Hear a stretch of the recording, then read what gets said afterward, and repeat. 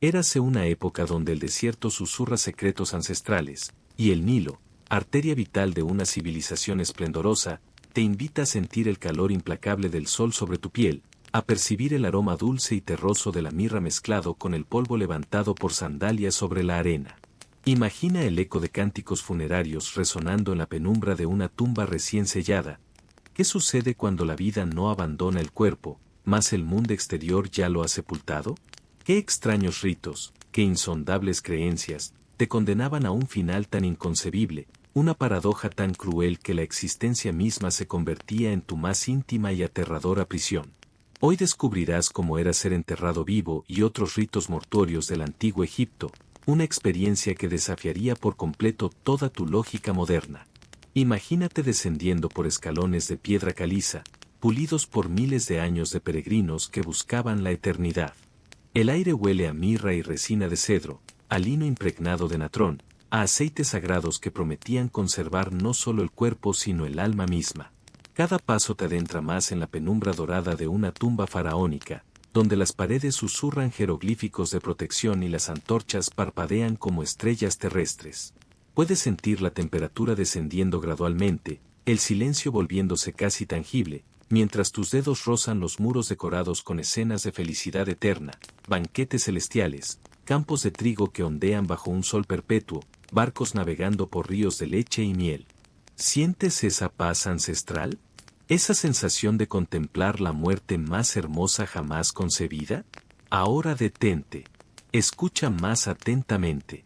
Desde las profundidades de esa tumba perfecta, desde esas cámaras diseñadas para la gloria eterna, emerge un sonido que hiela la sangre. Arañazos desesperados contra la piedra. Golpes sordos, repetitivos, agónicos. El raspar de uñas humanas contra la madera de un sarcófago. Y luego, más terrible aún, el silencio final de quien gritó hasta que sus cuerdas vocales se desgarraron, de quien luchó hasta que sus fuerzas se agotaron, de quien murió no en paz, sino en el terror más absoluto de saberse enterrado vivo. Esta no era la excepción en el antiguo Egipto. Era, tristemente, parte del ritual. Porque detrás de esa magnificencia dorada, detrás de esas promesas de inmortalidad grabadas en piedra eterna, se escondía una realidad brutal que los jeroglíficos nunca mencionan. Los antiguos egipcios, obsesionados con la perfección del más allá, crearon uno de los sistemas mortuorios más sofisticados y, paradójicamente, más despiadados de la historia humana. Un sistema donde el amor por la vida eterna justificaba cualquier horror en la vida terrenal. ¿Cómo una civilización tan avanzada, tan espiritual, tan preocupada por la justicia cósmica, pudo desarrollar prácticas que hoy consideraríamos monstruosas? ¿Qué lentes necesitamos para comprender una cultura donde enterrar vivos a sirvientes, esposas y artesanos junto a sus señores no era crimen, sino acto piadoso? Donde la momificación en vida de algunos individuos se consideraba el máximo honor? La respuesta yace enterrada en las arenas del tiempo, esperando que desentrañemos no solo los qué y los cuándo, sino los por qué más profundos. Porque para entender el antiguo Egipto, debemos abandonar nuestros prejuicios modernos sobre la individualidad, la autonomía personal, la dignidad humana tal como la concebimos hoy.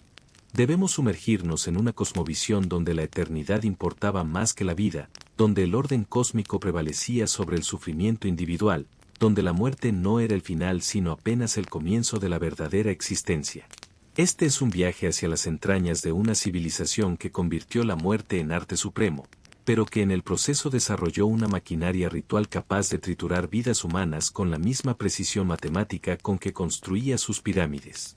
Una civilización donde el poder divino del faraón se medía no solo por los monumentos que erigía, sino por la cantidad de almas que arrastraba consigo hacia el más allá.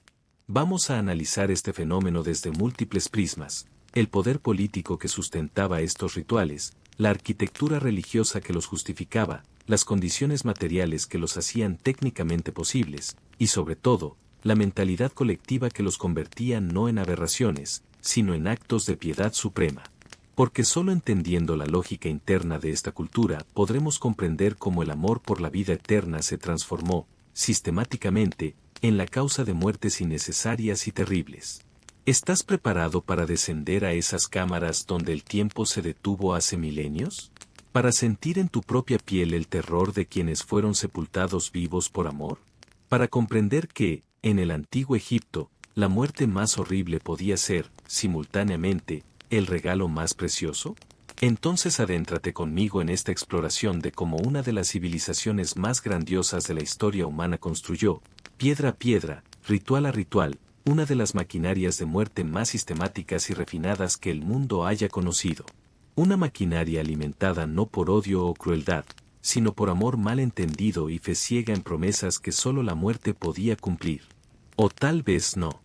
Para comprender por qué enterrar vivos a seres humanos era un acto de amor supremo, debes primero despojarte de tu piel moderna y vestir la mente de un egipcio del Reino Medio. Cierra los ojos y siente cómo se desvanecen tus certezas sobre la individualidad, la autonomía personal, el derecho a la vida.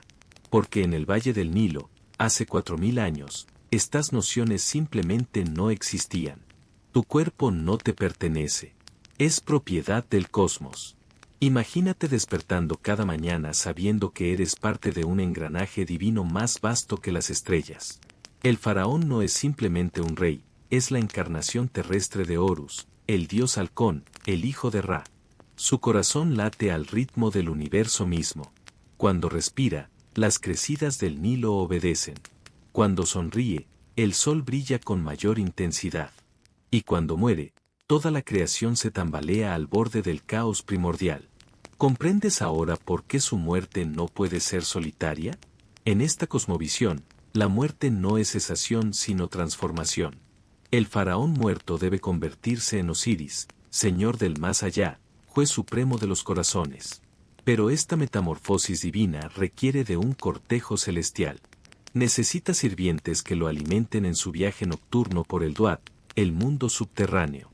Necesita artesanos que mantengan su palacio eterno. Necesita esposas que compartan su lecho en los campos de Aru, el paraíso egipcio. ¿Y cómo obtiene este séquito celestial? Llevándoselo consigo desde la tierra. Aquí radica la lógica implacable que justifica lo injustificable. Si el faraón es divino, entonces quienes lo acompañan en muerte alcanzan también la divinidad. Ser enterrado vivo junto a tu Señor no es castigo sino premio. Es la oportunidad de trascender tu condición mortal y convertirte en habitante eterno del paraíso. Pero esta cosmología opera en múltiples niveles, como una pirámide de significados. En la base, encuentras a los sirvientes y artesanos. Para ellos, morir con el faraón significa escapar de la dureza de la vida terrenal. Arriba, las esposas y concubinas reales. Su muerte garantiza la continuidad dinástica en el más allá. En la cúspide, los sacerdotes y nobles más cercanos. Su sacrificio asegura que el orden cósmico permanezca intacto. ¿Acaso no es hermoso este sistema de creencias? ¿No resulta tentador imaginar que tu muerte podría tener significado cósmico? Ahora añade otra capa, la concepción egipcia del alma. Tú no eres una entidad simple, sino un conjunto complejo de elementos espirituales. Tu Ka es tu doble vital, tu fuerza de vida. Tu Bea es tu personalidad, tu esencia individual. Tu Ak es tu forma transfigurada, tu yo inmortal. Cuando mueres, estos componentes deben reunirse para lograr la verdadera inmortalidad. Pero aquí surge el problema. El proceso de reunificación es peligroso. El alma puede perderse en los laberintos del Duat. Puede ser devorada por serpientes primordiales o demonios hambrientos. Puede fallar en el juicio de Osiris, donde tu corazón se pesa contra la pluma de Maat, la diosa de la justicia. ¿Y si pudieras tener compañía en ese viaje? ¿Guías experimentados? ¿Protectores dispuestos a luchar por ti? La muerte acompañada se convierte así en seguro de inmortalidad. Los sirvientes enterrados contigo conocen los senderos secretos del más allá. Las esposas sacrificadas pueden interceder por ti ante los dioses. Los sacerdotes inmolados recuerdan las palabras de poder necesarias para superar cada prueba. Esta lógica se extiende incluso a la preparación del cuerpo. La momificación no es solo preservación, sino transfiguración. Los embalsamadores son sacerdotes magos que conocen los secretos de la transformación. Cada venda colocada es un hechizo. Cada amuleto insertado es una llave para abrir las puertas del paraíso. Pero ¿qué ocurre cuando el proceso de momificación comienza antes de la muerte? Aquí entramos en el territorio más sombrío de estas creencias. Algunos textos sugieren que ciertos individuos especialmente favorecidos por los dioses podían iniciar su transformación en vida. El proceso gradual de momificación, aplicado a personas aún conscientes, se consideraba el máximo honor. Permitía que el alma se acostumbrara lentamente a su nueva forma, facilitando la transición hacia la inmortalidad. Imagínate siendo elegido para este honor. Sientes como las vendas van cubriendo tu piel, como los aceites aromáticos penetran en tus poros. Cada día que sobrevives al proceso es una victoria sobre la mortalidad. Cada hora que resistes es una prueba superada. Y cuando finalmente la vida abandona tu cuerpo, ya estás preparado para el renacimiento eterno. ¿Locura o sabiduría suprema? Para el egipcio antiguo, la respuesta era clara. La muerte era solo una puerta, y atravesarla acompañado era infinitamente preferible a hacerlo solo. El sufrimiento terrestre era transitorio, la gloria celestial, eterna. Y si el precio de esa gloria era el terror de ser enterrado vivo, entonces ese terror se convertía en acto de fe suprema. ¿Comprendes ahora por qué gritar contra esta lógica habría sido considerado blasfemia? ¿Por qué resistirse a la muerte acompañada se veía como egoísmo espiritual? ¿Por qué incluso las víctimas podían considerar su destino como bendición divina? En esta cosmovisión, la compasión humana palidece ante la compasión divina. Salvar a alguien de la muerte ritual no era acto de bondad sino de crueldad. Porque lo condenabas a enfrentar solo los terrores del más allá, a luchar sin aliados contra fuerzas que podían aniquilar no solo su cuerpo sino su alma misma. El amor, en el antiguo Egipto, justificaba cualquier horror. Porque amar de verdad significaba estar dispuesto a acompañar al ser amado más allá de la muerte. Significaba sacrificar la vida terrenal por la unión eterna. ¿Y quién se atrevía a cuestionar el amor divino? Ahora que comprendes la lógica divina que justificaba estos actos, debes adentrarte en la maquinaria humana que los ejecutaba. Porque una cosa es creer que la muerte acompañada es sagrada, y otra muy distinta es organizarla con la precisión de un ritual de Estado. Imagínate formar parte de esta estructura piramidal de poder, donde cada nivel tiene su función específica en la orquestación de la muerte. En la cúspide absoluta se encuentra el faraón moribundo, rodeado de médicos sacerdotes que leen en sus síntomas los designios de los dioses. Estos hombres, formados en la Casa de la Vida, las bibliotecas templo de Memphis y Tebas, no solo diagnostican enfermedades sino que interpretan el momento propicio para la gran transición. Observan cada cambio en el pulso real, cada alteración en la respiración, cada signo que indique la proximidad del viaje final. Pero ¿quién decide exactamente quiénes acompañarán al faraón en su muerte?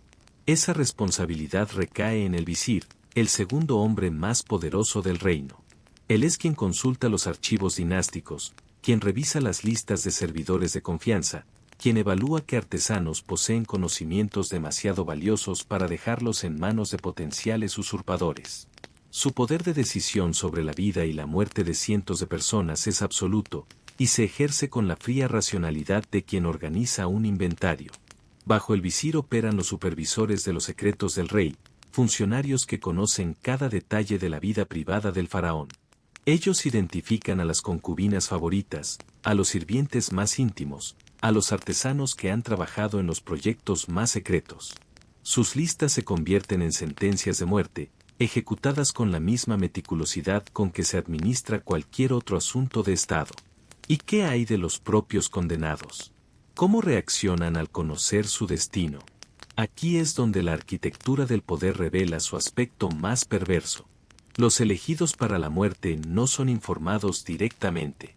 En cambio, se les comunica que han sido honrados con la responsabilidad de preparar la tumba real para la eternidad.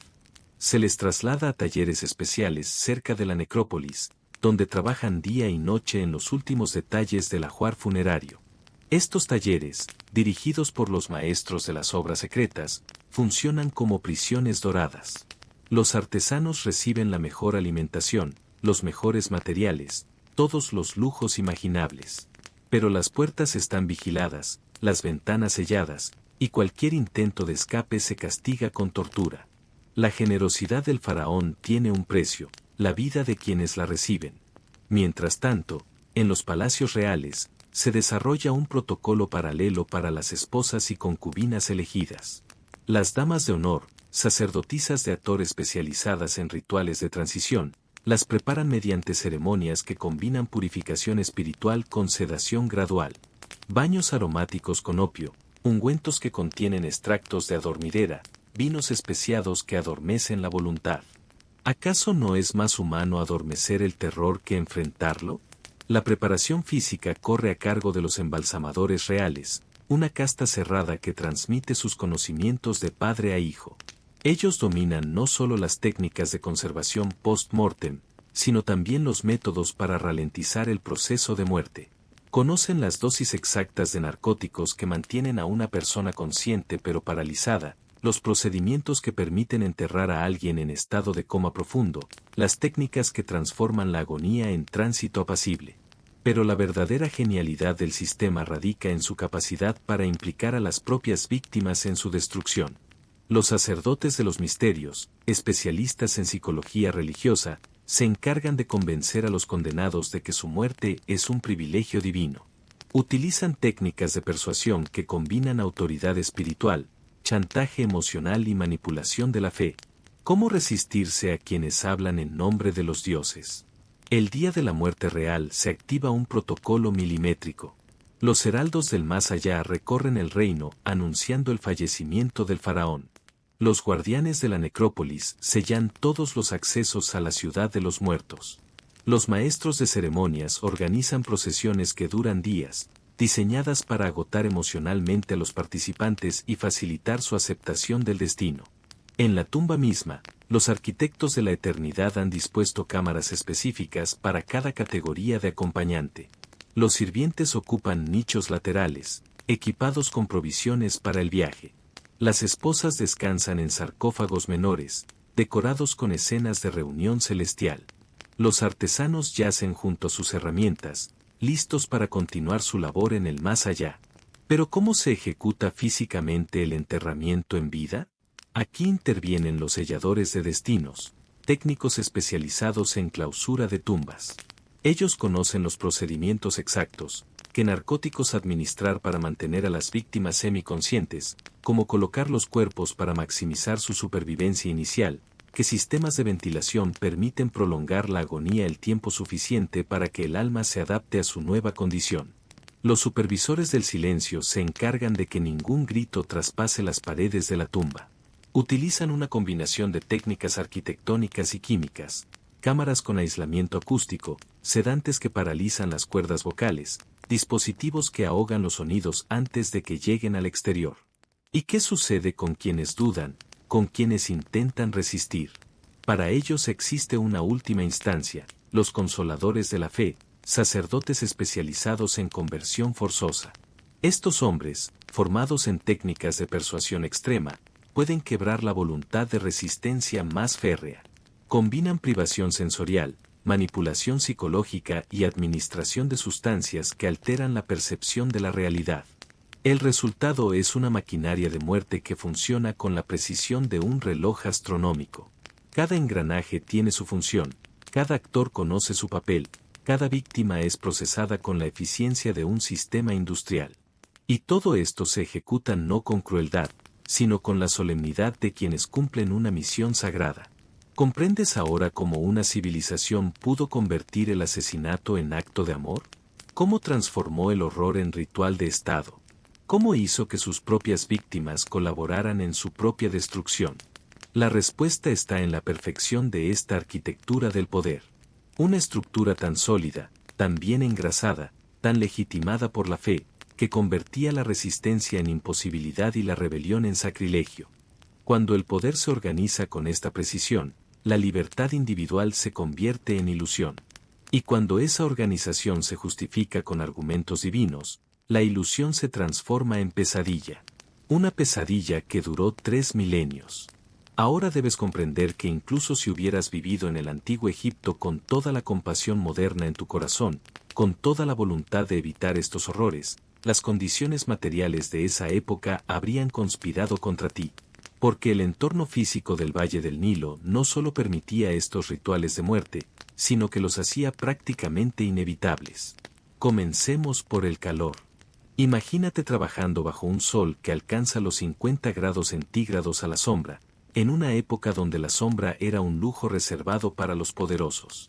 El aire vibra como metal líquido, cada respiración quema tus pulmones, el sudor se evapora antes de tocar tu piel. En estas condiciones, la preservación de cadáveres era una carrera desesperada contra el tiempo y la putrefacción. ¿Cómo mantener fresco un cuerpo real mientras se prepara el cortejo fúnebre?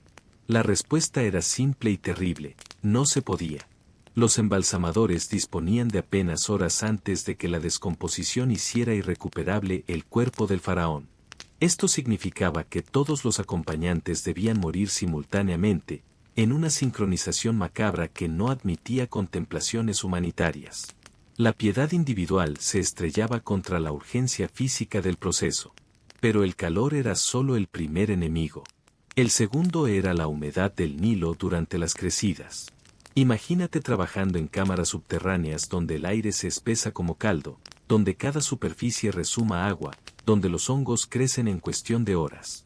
Las tumbas se convertían en invernaderos de descomposición, y los rituales debían completarse antes de que la humedad arruinara décadas de preparación. Esto explica por qué muchos enterramientos en vida ocurrían durante la estación seca. No por crueldad planificada, sino por necesidad técnica. Los maestros de las obras sabían que cualquier demora durante las crecidas significaría la pérdida completa del ajuar funerario, la ruina de los sarcófagos de madera, la destrucción de pergaminos y textiles que habían costado años de trabajo.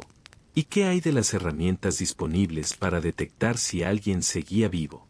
Aquí radica quizás el aspecto más escalofriante de estas condiciones materiales. Los antiguos egipcios carecían de métodos precisos para determinar la muerte.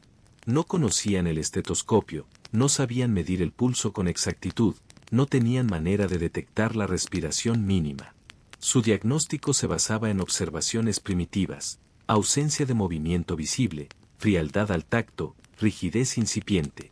En un clima donde el coma por deshidratación era común, donde las fiebres altas provocaban estados catalépticos, donde ciertas plantas medicinales inducían parálisis temporal, la línea entre vida y muerte se volvía borrosa.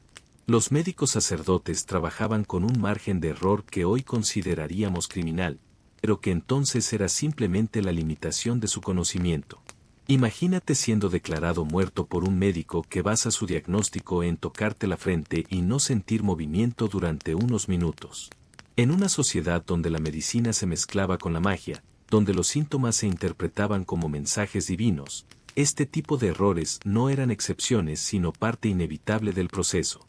Las condiciones de iluminación empeoraban todo. Los rituales de preparación mortuoria se realizaban a la luz de antorchas y lámparas de aceite, que proyectaban sombras danzantes y creaban ilusiones ópticas.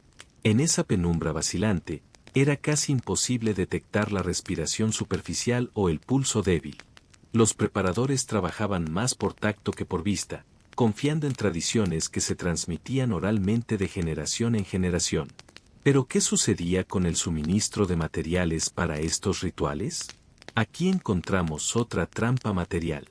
El natrón, la sal desecante esencial para la momificación, se extraía de lagos específicos del delta.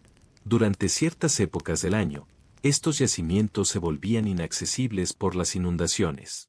Esto creaba ventanas temporales muy estrechas para realizar los enterramientos, forzando a acelerar procesos que requerían tiempo y cuidado. Los aceites aromáticos llegaban desde Nubia y el Levante, a través de rutas comerciales vulnerables a guerras y sequías. Cuando escaseaban, los embalsamadores debían improvisar con sustitutos locales, muchos de los cuales tenían efectos narcóticos inesperados. Personas que deberían haber muerto rápidamente se sumían en comas prolongados, despertando parcialmente durante el proceso de enterramiento. La madera para los sarcófagos presentaba problemas similares. Egipto era pobre en árboles de calidad, dependiendo de importaciones de cedro del Líbano. Cuando estas no llegaban a tiempo, se utilizaban maderas locales menos resistentes, que se agrietaban bajo el peso de la tierra, creando bolsas de aire que prolongaban agonías que deberían haber sido breves. ¿Y las condiciones de trabajo de quienes ejecutaban estos rituales? Los talleres de embalsamamiento operaban en condiciones que hoy calificaríamos de insalubres. Sin ventilación adecuada, saturados de vapores químicos, iluminados apenas por llamas que consumían el oxígeno disponible. Los trabajadores se intoxicaban gradualmente con los compuestos que utilizaban, desarrollando trastornos neurológicos que afectaban su juicio y coordinación. En estas condiciones, los errores eran inevitables. Dosis incorrectas de narcóticos, vendas aplicadas demasiado apretadamente, procedimientos ejecutados por artesanos que trabajaban en estado de semi-intoxicación crónica. La línea entre sedación y muerte se volvía cada vez más difusa, y los accidentes se multiplicaban con frecuencia alarmante. Pero quizás la condición material más decisiva era la propia geografía del desierto. Las tumbas se excavaban en terreno que combinaba roca dura con arena suelta, creando estructuras inherentemente inestables. Los derrumbes parciales eran comunes, enterrando prematuramente a trabajadores que aún vivían. Y una vez que alguien quedaba sepultado bajo toneladas de piedra y arena, cualquier intento de rescate se volvía imposible. El aislamiento de las necrópolis agravaba todo. Estas ciudades de los muertos se ubicaban deliberadamente lejos de los centros urbanos, en zonas donde los gritos no podían llegar a oídos compasivos. Quienes trabajaban allí vivían en un mundo aparte, desconectado de las normas sociales ordinarias, donde la muerte se volvía rutina y la piedad se erosionaba gradualmente. ¿Comprendes ahora por qué incluso los egipcios más humanitarios participaban en estos horrores? Las condiciones materiales creaban una lógica de hierro que trituraba las buenas intenciones. El calor, la humedad, la escasez de materiales, las herramientas primitivas, la geografía hostil, todo conspiraba para convertir rituales que podrían haber sido hermosos en pesadillas sistemáticas. No era crueldad deliberada. Era la intersección fatal entre aspiraciones divinas y limitaciones terrenales. Era lo que sucede cuando una civilización intenta tocar el cielo con las manos manchadas de barro. Y en esa intersección, miles de personas pagaron el precio de la eternidad prometida con el horror de una muerte que no debería haber llegado. Tu respiración se vuelve más superficial mientras contemplas las ceremonias que tus antepasados han diseñado, con meticulosa precisión, para enfrentar el terror más ancestral de la humanidad, la muerte sin retorno, el sueño eterno que podría no conducir al despertar prometido. Las estrategias que desarrollas no nacen del capricho o la superstición ciega. Surgen de la necesidad desesperada. ¿Qué haces cuando la muerte acecha en cada grano de arena del desierto? Construyes rituales. Los tejes como escudos invisibles. Tu primera línea de defensa es la preparación minuciosa del cuerpo, esa cáscara mortal que debe resistir el viaje hacia la otra orilla. El proceso de momificación que observas no es mera conservación, es transformación alquímica. Durante 70 días, los sacerdotes especialistas extraen cada órgano interno, los purifican con sales de natrón que cristalizan bajo tus dedos como diamantes del desierto, los perfuman con mirra y canela cuyo aroma penetra hasta la médula de tus huesos. El cerebro se extrae cuidadosamente a través de las fosas nasales. El corazón permanece intacto. Cada gesto tiene propósito sagrado. Cada sustancia, poder protector. Las vendas de lino que enrollas alrededor del cuerpo inerte no son simples mortajas, sino capas de oraciones escritas que susurras mientras trabajas, mientras tus manos tiemblan por el peso de la responsabilidad divina. Entre los pliegues de tela escondes amuletos de oro y lapislázuli, el escarabajo del corazón que garantiza la confesión correcta ante Osiris, el ojo de Horus que restaura la visión en el más allá, el Ankh que promete vida eterna. Tus dedos reconocen cada forma sagrada. Tu piel absorbe su poder. Pero ¿qué sucede cuando la muerte llega súbitamente, sin aviso, sin preparación? Entonces recurres a estrategias de emergencia que revelan tu ingenio desesperado. Desarrollas técnicas de momificación acelerada para los menos afortunados, procesos que duran apenas 20 días en lugar de los 70 tradicionales. Utilizas aceites esenciales más concentrados, vendas prebendecidas, fórmulas abreviadas del libro de los muertos que cabes en pequeños papiros enrollados. La calidad disminuye, pero la esperanza permanece. El alma puede viajar, aunque el cuerpo no alcance la perfección deseada. Tu segunda estrategia es la construcción de tumbas que funcionan como fortalezas contra el olvido. No son simplemente sepulcros, son casas eternas equipadas con todo lo necesario para la supervivencia post-mortem. Almacenas jarras de cerveza que fermentan lentamente en la oscuridad húmeda, panés de cebada cuya corteza cruje bajo tus uñas, carne seca que conserva el sabor de las especias del mercado. Colocas muebles de madera de cedro cuya fragancia se mezcla con el incienso, joyas que destellan en la penumbra, sandalias de cuero que aún conservan la forma de los pies que las usaron. Los muros de la tumba los cubres con jeroglíficos que narran la vida del difunto, sus logros, sus títulos, sus relaciones familiares. Cada símbolo pintado es una proclamación de existencia, una negación categórica del olvido. ¿Cómo garantizas que el alma encuentre su camino de regreso al cuerpo? Creas mapas detallados del inframundo, guías ilustradas que muestran cada puerta, cada guardián, cada prueba que debe superarse. El libro de los muertos que colocas junto al sarcófago contiene fórmulas específicas para cada obstáculo, conjuros para atravesar el lago de fuego, invocaciones para calmar a los demonios devoradores, contraseñas secretas para abrir las puertas de la eternidad. Tu tercera estrategia involucra a los vivos en el mantenimiento perpetuo de los muertos. Estableces contratos con sacerdotes funerarios que se comprometen a realizar ofrendas diarias durante décadas, generaciones enteras dedicadas al servicio de un solo difunto. Pan fresco, cerveza, incienso, flores de loto que depositan sobre la mesa de ofrendas mientras susurran las plegarias prescritas. El aroma a comida se mezcla con el humo sagrado que asciende hacia el cielo estrellado. Desarrollas también rituales de comunicación con los muertos a través de cartas escritas en ostraca, fragmentos de cerámica donde plasmas tus súplicas, tus preguntas, tus quejas. Les pides intercesión divina, protección contra enemigos, cura para enfermedades que la medicina terrenal no puede sanar. Depositas estas cartas en las tumbas como botellas arrojadas al océano de la eternidad. ¿Qué haces cuando las estrategias tradicionales fallan? Innoves. Experimentas. Recurres a prácticas que bordeando lo heterodoxo. Algunos sacerdotes desarrollan técnicas de resurrección temporal donde el cuerpo momificado es brevemente reanimado mediante rituales complejos que involucran drogas alucinógenas extraídas de hongos del desierto, aceites esenciales que provocan espasmos musculares, invocaciones que duran toda la noche. El cuerpo se incorpora, los ojos se abren, la boca articula palabras incoherentes. La familia observa extasiada lo que interpretan como comunicación del más allá. Otras veces recurres a la sustitución simbólica cuando el cuerpo se ha perdido o destruido. Creas estatuas de madera o piedra que funcionan como receptáculos alternativos para el alma errante. Las bendices con los mismos rituales, las envuelves en las mismas vendas, las depositas en tumbas preparadas con idéntico cuidado. El alma, desesperada por encontrar morada, se conforma con la sustitución. ¿Pero es suficiente todo este elaborado sistema de defensa contra la muerte?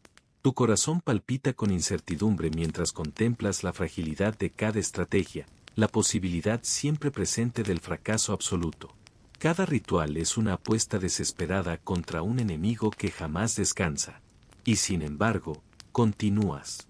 Porque la alternativa es impensable. El miedo a la muerte prematura, al enterramiento en vida, se infiltra en cada aspecto de tu existencia cotidiana. Desarrolla señales de emergencia que pueden alertar a los vivos en caso de despertar dentro del sarcófago, pequeñas campanas conectadas a cuerdas que atraviesan la tumba, sistemas de ventilación que permitirían la supervivencia temporal, compartimentos secretos con agua y alimento de emergencia. Algunas familias adoptaron la práctica de esperar días adicionales antes del sellado final de la tumba, vigilando el cuerpo en busca de signos de vida, susurrando al oído del difunto por si acaso pudiera escuchar desde el umbral entre mundos. Tu ingenio se despliega en 1000 formas diferentes, cada una más elaborada que la anterior, cada una alimentada por el mismo terror primordial que ha perseguido a la humanidad desde el primer aliento consciente, la certeza de que este momento será el último, de que no habrá despertar, de que el silencio será eterno. Pero mientras el corazón late, mientras las manos se mueven, mientras la mente construye estrategias, la muerte permanece en suspenso. Y en esa suspensión temporal, en ese espacio robado al destino, radica toda la dignidad de la condición humana. Imaginas que posees el poder absoluto sobre la vida y la muerte, que tus palabras se convierten en ley divina y que cada uno de tus gestos determina el destino de millones de almas que hormiguean bajo el sol implacable del Nilo. El faraón no es solo un hombre, es un Dios viviente cuya voluntad moldea la realidad misma. Pero, ¿qué sucede cuando esa divinidad se ciega por la soberbia? Tus decisiones nacen del terror más primitivo, el miedo a la muerte. Contemplas cada amanecer sabiendo que, pese a tu naturaleza divina, el tiempo devora incluso a los dioses. La obsesión se apodera de ti con garras invisibles. Ordenas la construcción de pirámides que desangran el tesoro real, que convierten a miles de trabajadores en sombras espectrales arrastrando bloques de piedra bajo un sol despiadado. El sudor se mezcla con las lágrimas, el esfuerzo con la desesperación. Cada bloque es una vida sacrificada en el altar de tu inmortalidad. ¿Acaso importan las cosechas abandonadas? ¿Te preocupan los campos que se marchitan mientras tus súbditos construyen tu morada eterna? El hambre ronda las casas de adobe como un depredador silencioso. Las madres abrazan a sus hijos con la desesperación de quien sabe que el mañana es incierto. Tu corte se convierte en un nido de serpientes donde cada consejero susurra mentiras doradas a tus oídos. Los aduladores tejen una red de falsedades que te envuelve como vendas funerarias. Eres eterno, divino faraón, murmuran mientras el reino se desmorona piedra a piedra. La paranoia se instala en tu corazón como un parásito voraz que devora la razón, que transforma cada rostro en una amenaza potencial, cada sombra en un complot contra tu poder. Mandas ejecutar a los más capaces, a aquellos cuya inteligencia podría eclipsar la tuya. El miedo se convierte en tu único consejero. ¿Qué queda de un reino cuando su cabeza pierde la cordura? Los sacerdotes, esos guardianes de los misterios sagrados, alimentan tu delirio con promesas de vida eterna, con rituales cada vez más complejos y costosos que drenan las arcas reales como una herida abierta. Exigen oro para los dioses, esclavos para los templos, vírgenes para los sacrificios. Tu fe se convierte en tu perdición. El proceso de momificación, ese arte sagrado que promete la inmortalidad, se corrompe bajo el peso de la codicia y la prisa. Los embalsamadores, presionados por plazos imposibles y recursos menguantes, cometen errores fatales que condenan tu cuerpo a la putrefacción eterna. La ironía más cruel, tu búsqueda desesperada de la vida eterna acelera tu descomposición. Tus súbditos comienzan a murmurar en las sombras, a cuestionar tu divinidad cuando el Nilo se niega a crecer, cuando las plagas devoran las cosechas, cuando la muerte golpea las puertas con puños de bronce. La legitimidad divina se desvanece como humo en el viento del desierto. Los enemigos extranjeros, esos bárbaros que siempre han envidiado la grandeza de Egipto, perciben tu debilidad como los buitres detectan la carroña. Se congregan en las fronteras mientras tu ejército se debilita, desnutrido y desmoralizado. Las caravanas comerciales desvían sus rutas hacia tierras más prósperas. ¿Cómo puede un dios morir de hambre? Tu obsesión con la muerte ciega tu visión ante la vida que se escapa entre tus dedos como arena del desierto. Cada decreto, cada orden, cada capricho se convierte en una losa más sobre la tumba de tu reino. El oro destinado a templos funerarios podría haber comprado grano en años de escasez. Los arquitectos de tus monumentos eternos calculan mal las fuerzas, subestiman la resistencia de los materiales, ignoran las leyes de la física en su prisa por complacerte. Las pirámides se agrietan antes de completarse, las tumbas se inundan con las primeras lluvias, los sarcófagos se parten bajo el peso de tus ambiciones desmedidas. La medicina sagrada, esa ciencia milenaria que debería preservar tu cuerpo para la eternidad, se contamina con supersticiones y errores de cálculo que aceleran tu decadencia física. Los médicos reales, aterrorizados por las consecuencias de decepcionar a un Dios viviente, mienten sobre tu estado de salud real. El proceso del entierro vivo, ese ritual supremo reservado para los casos más desesperados, se convierte en tu última esperanza cuando sientes que la muerte se acerca con pasos de plomo. Ordenas tu sepultura prematura, convencido de que despertar en la otra vida es preferible a perecer en esta. Tu terror a la muerte te empuja hacia ella con brazos abiertos. ¿Puede la inmortalidad nacer del suicidio? Contemplas desde las ventanas del palacio un reino que se desangra lentamente, donde cada ritual funerario drena la vida de los vivos como una herida que no cicatriza jamás. Los síntomas del colapso no aparecen de golpe, se filtran gota a gota en el tejido social hasta convertir la obsesión por la muerte en una enfermedad nacional que devora todo a su paso. Los talleres de momificación proliferan como hongos después de la lluvia, llenando las ciudades con el hedor penetrante del natrón y los aceites de embalsamamiento. El aire mismo se contamina con ese aroma dulzón y nauseabundo que impregna las ropas, los cabellos, las pieles de quienes trabajan día y noche preparando cadáveres. Respiras muerte en cada bocanada. ¿Cómo puede prosperar un pueblo que convierte la muerte en su principal industria?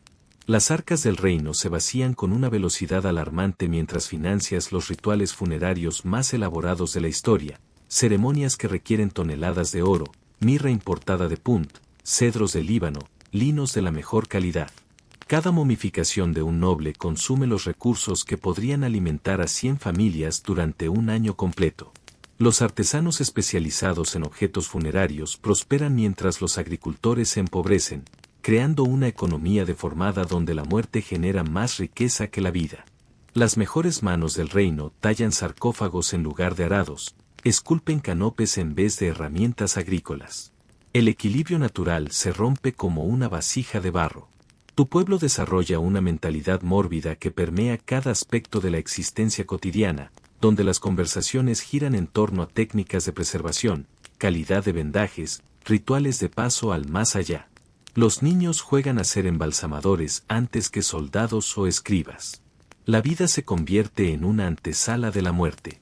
Los templos se transforman en centros de poder económico que rivalizan con el Estado mismo, acumulando tierras, esclavos, ganado bajo el pretexto de servir a los muertos.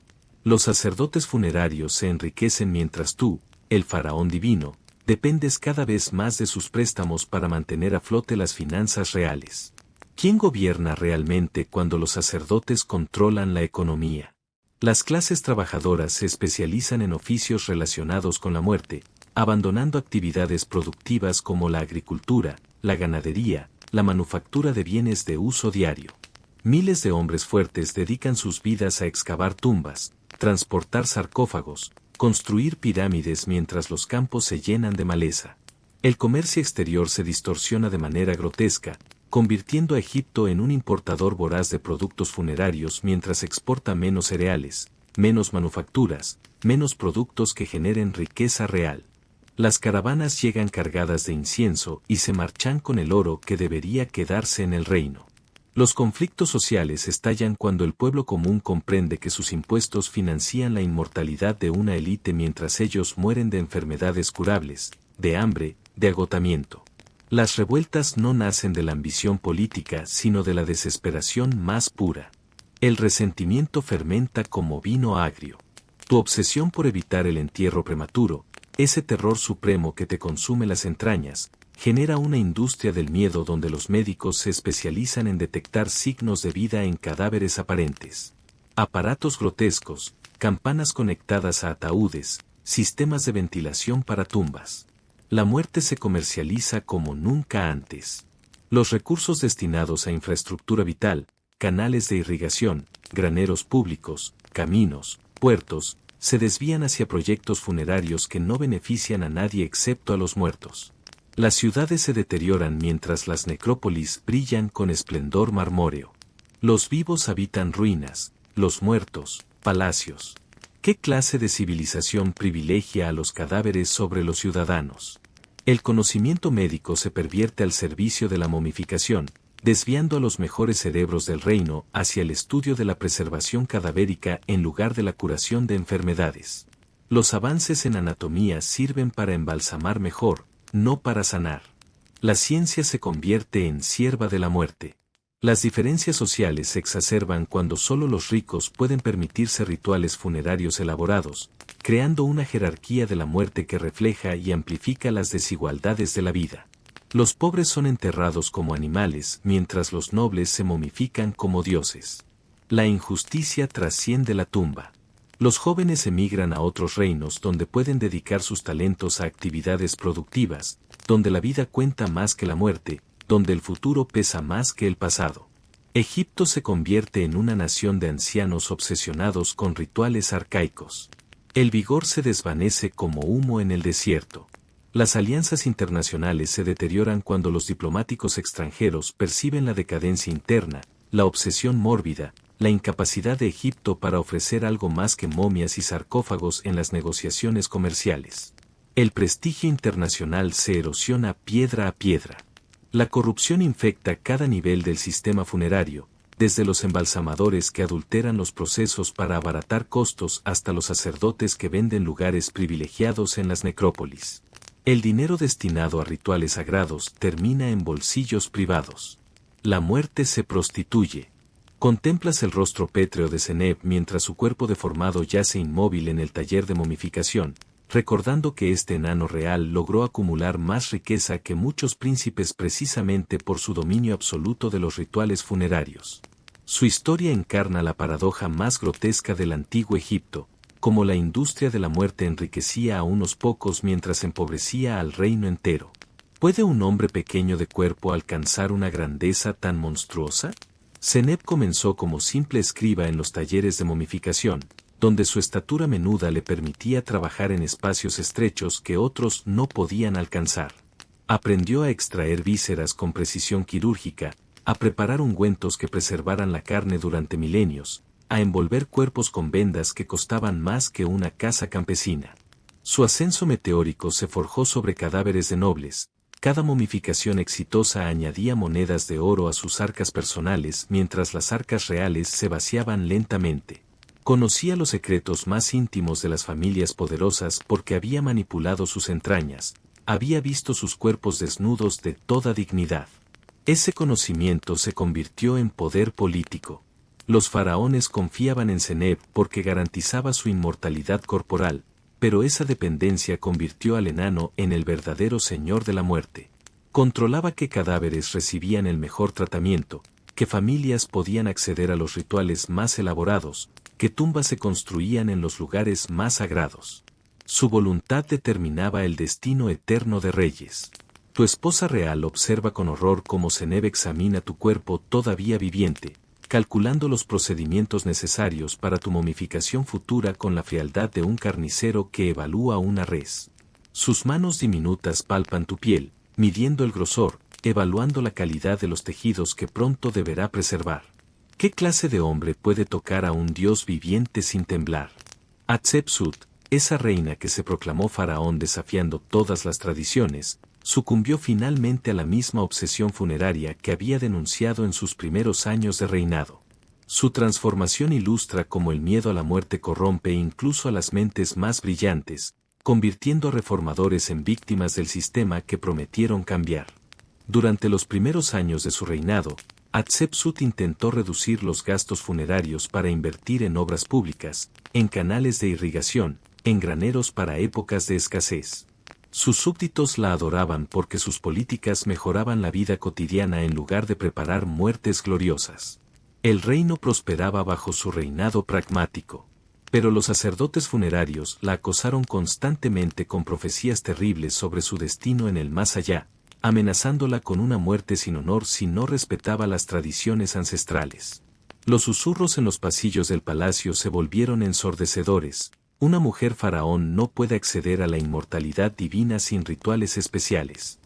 La presión psicológica la quebró lentamente como una gota de agua que perfora la piedra, gota a gota, día tras día, hasta que su resolución se desmoronó por completo. Ordenó la construcción del templo funerario más costoso de la historia, vaciando las arcas que había llenado con sus políticas sensatas. ¿Puede el miedo convertir a una sabia en una loca?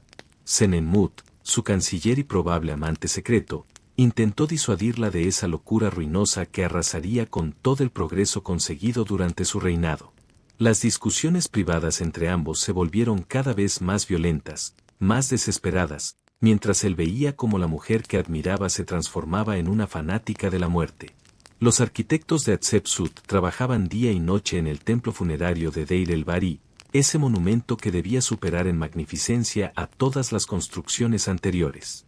Miles de obreros murieron por agotamiento en las canteras, transportando bloques gigantescos bajo un sol implacable mientras la reina exigía perfección absoluta en cada detalle ornamental. Su obsesión con evitar el entierro prematuro la llevó a contratar médicos especializados en detectar signos vitales imperceptibles, a instalar campanas conectadas a su sarcófago futuro, a diseñar sistemas de ventilación subterránea que permitieran su supervivencia temporal en caso de catalepsia. La racionalidad se desvanecía como arena en el viento. Tutmosis III, su hijastro y rival político, observaba complacido cómo Hatshepsut se autodestruía gastando el tesoro real en fantasías funerarias mientras él acumulaba poder entre los militares descontentos. La estrategia era perfecta, dejar que ella misma cavara su propia tumba política y económica. ¿Puede la muerte de una reina nacer de su terror a morir? El final llegó de manera grotesca cuando Hatshepsut, consumida por la paranoia y las drogas alucinógenas que los sacerdotes le suministraban para calmar sus pesadillas, ordenó su propio entierro en vida durante un episodio de locura temporal. Creía haber muerto durante un sueño profundo inducido por narcóticos. Los embalsamadores, aterrorizados pero obligados a obedecer las órdenes reales, comenzaron los rituales preliminares mientras Hatshepsut yacía inmóvil pero consciente, sintiendo cada corte, cada extracción, cada procedimiento destinado a preservar su cuerpo para la eternidad. Sus gritos silenciosos resonaron en las cámaras subterráneas.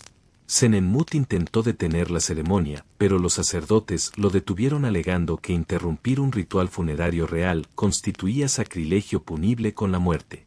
El hombre que había amado a la reina viviente se vio obligado a contemplar su transformación en cadáver, impotente ante las tradiciones que él mismo había servido durante décadas. La ironía final se reveló cuando los médicos confirmaron que Hatshepsut había sido enterrada viva por error, víctima de un coma profundo causado por las drogas que tomaba para calmar su ansiedad mortal.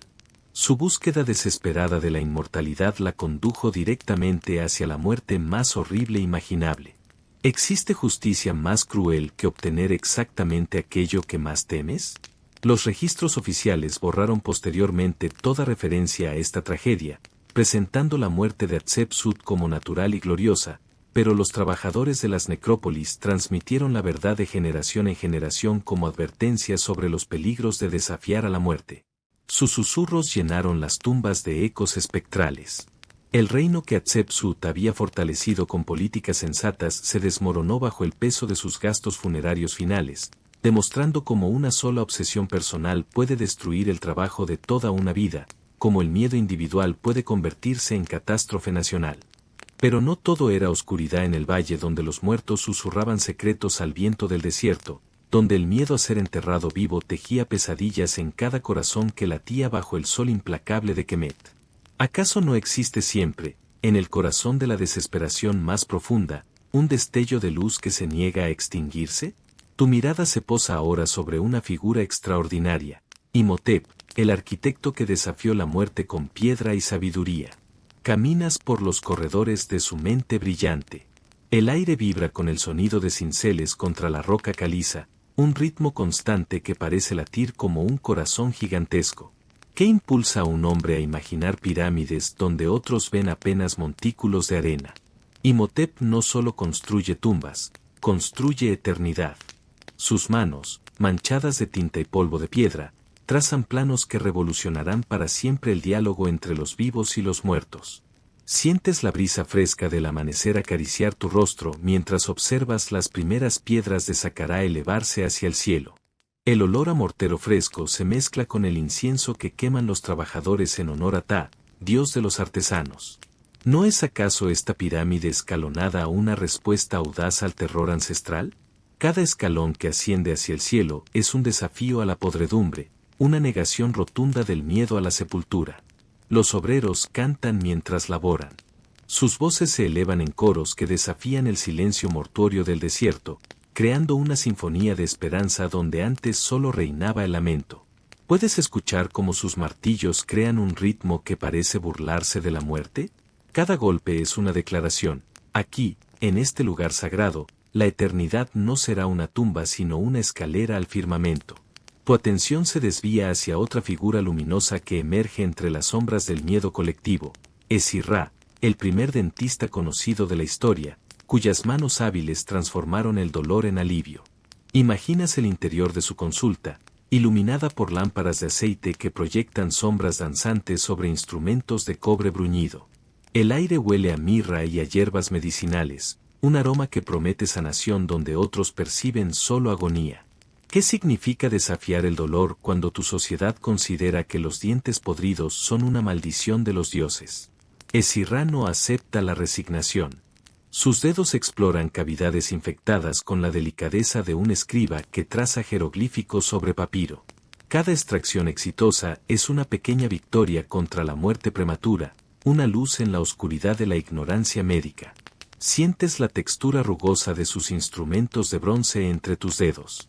Percibes el temblor de los pacientes, el sudor frío que baña sus frentes mientras él trabaja con precisión quirúrgica. ¿No es acaso heroico este hombre que enfrenta diariamente el aliento pútrido de la enfermedad sin retroceder? Su valentía silenciosa construye un puente entre el sufrimiento y la esperanza. Pero la resistencia más poderosa contra el terror mortuorio surge en los scriptoriums, donde los escribas reales preservan algo más valioso que el oro, la memoria. Tu mirada se detiene en Amenemheb, escriba real cuyas manos nunca tiemblan aunque su corazón palpite con la responsabilidad de la eternidad. El scratching de su cálamo sobre el papiro crea una música particular, un ritmo constante que parece susurrar, no serás olvidado. El aire del scriptorium huele a tinta fresca y a papiro húmedo. ¿Puedes percibir cómo cada jeroglífico que traza es una pequeña resurrección? Cada palabra preservada desafía el olvido más que cualquier momificación. Cada relato transcrito garantiza una inmortalidad más verdadera que las vísceras conservadas en vasos canopos. Sus ojos, enrojecidos por las largas jornadas bajo la luz vacilante de las lámparas, brillan con la pasión del cronista que comprende su misión sagrada. ¿Qué mayor acto de resistencia existe que preservar la vida a través de las palabras? Mientras otros temen ser devorados por la tierra, él garantiza que las almas permanezcan vivas en la tinta. Tu contemplación se expande hacia las mujeres que desafían las convenciones mortuorias con su sabiduría ancestral. Peseset, la primera médica conocida, cuyas manos suaves como la seda del lino fino portan el poder de alejar a la muerte de los lechos donde agoniza la esperanza. Su consulta huele a hierbas del delta, a ungüentos preparados bajo la luna llena, a esperanza destilada en pociones que desafían la inevitabilidad. ¿Cómo es posible que una mujer en una sociedad dominada por hombres logre tal respeto que la llamen supervisora de médicas? Sus conocimientos sobre anatomía femenina revolucionan el arte de sanar, sus tratamientos para complicaciones en el parto salvan vidas que de otro modo se perderían en el umbral entre dos mundos. Cada bebé que ayuda a nacer es una victoria contra la muerte prematura. Sientes la suavidad de sus manos mientras palpa un vientre hinchado, buscando la posición del bebé que lucha por llegar al mundo. Su voz, melodiosa como el viento entre los juncos del Nilo, tranquiliza a madres primerizas cuyo terror al parto se mezcla con el miedo ancestral a morir en la oscuridad. ¿No es acaso su presencia serena un oasis de calma en el desierto del miedo? Pero quizás la resistencia más hermosa surge en los talleres donde los artesanos crean sarcófagos que trascienden su función mortuoria para convertirse en obras de arte que celebran la vida. Tus ojos se deleitan con los colores vivaces que Caen-Basset, maestro pintor, aplica sobre las superficies calcáreas, azules intensos como el cielo del amanecer, dorados brillantes como los rayos del sol de Ra, rojos vibrantes como la sangre que late en las venas de los vivos.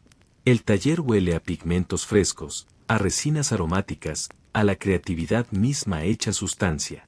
¿Puedes percibir cómo cada pincelada transforma el terror en belleza?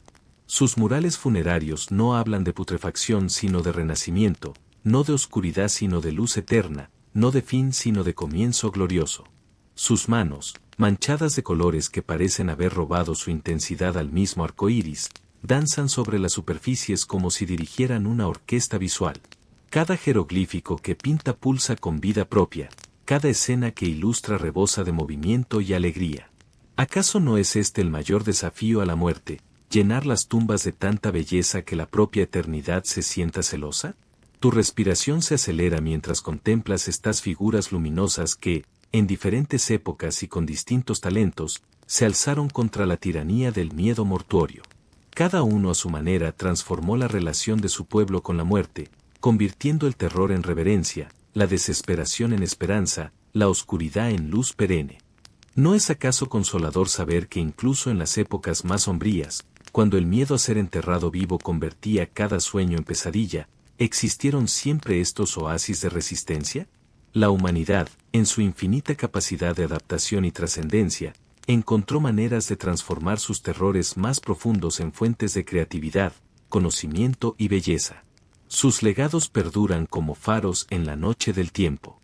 Nos susurran que la verdadera inmortalidad no reside en la preservación del cuerpo, sino en la huella luminosa que cada vida consciente deja en el tapiz infinito de la experiencia humana. Te encuentras ahora en el momento más revelador de este viaje a través de los terrores antiguos, cuando la arqueología moderna nos arroja su hallazgo más perturbador y definitivo. El aire del laboratorio huele a formol y antigüedad mientras observas los restos momificados que acaban de ser sometidos a tomografías computerizadas de última generación. ¿Qué secretos han guardado estos cuerpos durante milenios? Sientes el frío de la sala de autopsias mientras los especialistas desenrollan con pinzas metálicas las vendas que han protegido durante 3000 años los secretos más íntimos de la muerte egipcia. El sonido del algodón milenario al despegarse de la carne reseca es como un susurro que atraviesa el tiempo. Cada capa que se retira revela no solo un cuerpo, sino la culminación de nuestras peores sospechas.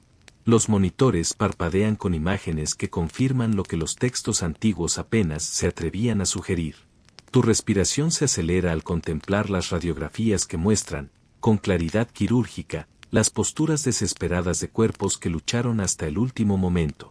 ¿Puedes percibir la ironía cruel? La tecnología del siglo XXI finalmente desvela los horrores del siglo XV a.C. El silencio del laboratorio se rompe con el dictado del forense, fractura del húmero derecho, compatible con movimientos violentos post-mortem. Laceración en las falanges, probablemente causada por arañazos desesperados contra superficies duras. Cada palabra médica es una puñalada al corazón de nuestras ilusiones sobre la muerte digna en el antiguo Egipto. La ciencia moderna confirma nuestras pesadillas ancestrales. Caminas entre las vitrinas del museo donde yacen expuestos los instrumentos de embalsamamiento, ahora bajo una luz completamente diferente. Las herramientas de bronce que antaño admirabas como símbolos de sofisticación ritual ahora te parecen instrumentos de tortura refinada. El olor a conservante químico no puede enmascarar el aroma fantasmal a terror que parece emanar de cada bisturí, cada gancho, cada aguja de sutura. ¿Qué sientes al saber que estos utensilios, exhibidos como obras de arte en museos de todo el mundo, fueron utilizados sobre cuerpos que aún respiraban? El barniz de la civilización se descascara como pintura vieja al confrontar esta realidad.